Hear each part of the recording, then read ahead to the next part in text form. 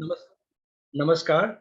आज हमारी जो सुप्रीम कोर्ट की एक बहुत ही साहसिक जजमेंट आया है, उसका एपिसोड 2 विशिष्ट शिक्षक की क्या जवाबदारी है, उसको क्यों अपॉइंट किया जाए, इसके बारे में बात करना चाहेंगे।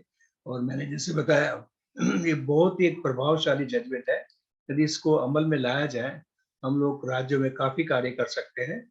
पहली बात कि सुप्रीम कोर्ट ने निर्देश दिया है कि जितनी विशिष्ट पाठशालाएँ हैं उनका जो गुणवत्ता है, उसका जो स्टैंडर्ड है, उसको इम्प्रूव करना अनिवार्य है। ये राज्य सरकार को निर्देश दिया गया है कि जो संस्थाओं का जो स्टैंडर्ड है, शायद उसका मतलब ये है कि सुप्रीम कोर्ट ये जानती है कि संस्थाओं का जो स्टैंडर्ड है, उनकी जो गुणवत्ता है, इतनी अच्छी नहीं है और उसका सुधार करना एक निर्देश दिया गया है। तो आप अपने राज्य में जो आपके समाज सुरक्षा, समाज कल्याण विभाग हैं, जो विशिष्ट पाठशालाओं को अनुदान देते हैं, उसको आप अप्रोच कर सकते हैं कि ये सुप्रीम कोर्ट का निर्देश है कि हमारे राज्य में विशिष्ट पाठशालाओं की जो गुणवत्ता है, जो वातावरण है, उनका जो जो भी रख-रखाव है, दिखाव है, उसमें इम्प्रूवमेंट होना चाहिए। और दूसरी बड़ी बात, जो पैराग्राफ 7 में सुप्रीम कोर्ट ने निर्देश दिया है कि हर एक राज्य में राज्य सरकार के द्वारा एक नोडल मॉनिटरिंग एजेंसी अपॉइंट की जाएगी, जो एजेंसी ये देखेगी कि उसके राज्य में विशिष्ट पाठशालाओं का स्टैंडर्ड क्या है, स्तर क्या है, क्वालिटी कैसी है, उसके बारे में नियम बनाएगी और वो मॉनिटरिंग करेगी।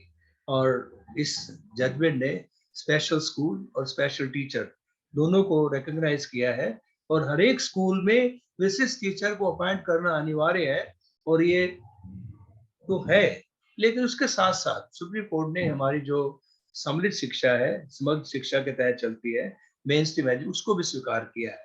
और सुप्रीम कोर्ट ने ये जजमेंट में स्वीकार किया है कि विकलांगता एक स्टेट सब्जेक्ट है, तो स्टेट गवर्नमेंट की जवाबदारी में आता है ताकि उसको इसको आगे बढ़ाए।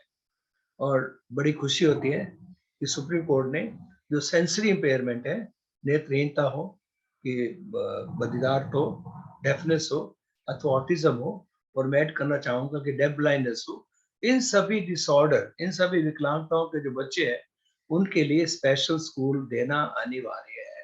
और उनके साथ-साथ उनके लिए उसी विकलांगता की जो क्षमता शिक्षा के साथ विशिष्ट टीचर को भी देना अनिवार्य है।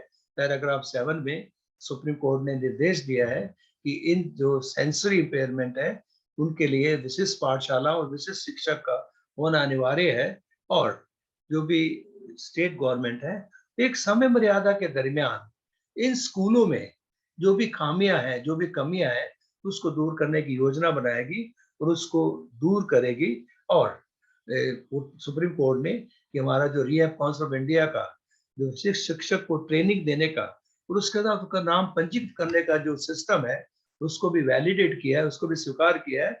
मतलब कि सुप्रीम कोर्ट भी चाहती है कि हर एक विशिष्ट शिक्षक को आरसीआई के साथ पंजीकृत करना अनिवार्य है और ऐसे स्कूल में केवल ऐसे शिक्षक लिए जाएंगे कि जिनके पास उस विकलांगता की विशिष्ट शिक्षा है। और बड़ी बात मैं जो आपसे कहना चाहूँगा, हमारे देश में राइट टू एजुकेशन एक्ट 2009 है। उस एक्ट के तहत पहले विकलांगता को कवर नहीं किया गया था। 2009 में जो एक्ट आया, 2011 में इसमें अमेंडमेंट लाया गया।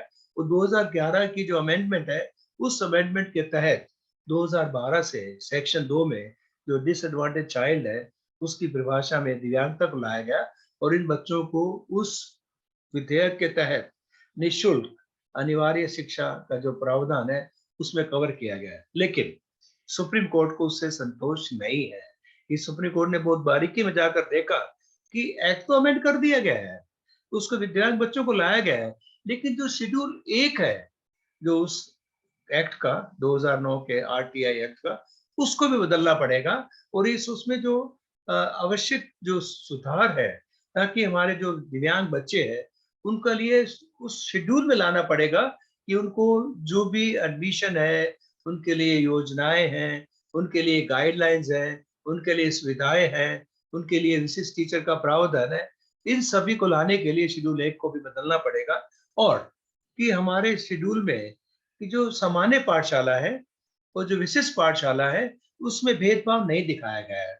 उसको क्लियर करना पड़ेगा कि विशिष्ट पाठशाला और सामान्य पाठशाला क्या होती है और दोनों पाठशालाओं में इस एक्ट में कवर किया गया है, क्योंकि इस एक्ट की जो स्कूल की परिभाषा है, उसमें सभी स्कूल को लिया गया है। इसलिए सुप्रीम कोर्ट चाहती है कि हमारा जो शेड्यूल 1 है आरटी एक्ट का, उसमें अमेंडमेंट होना चाहिए।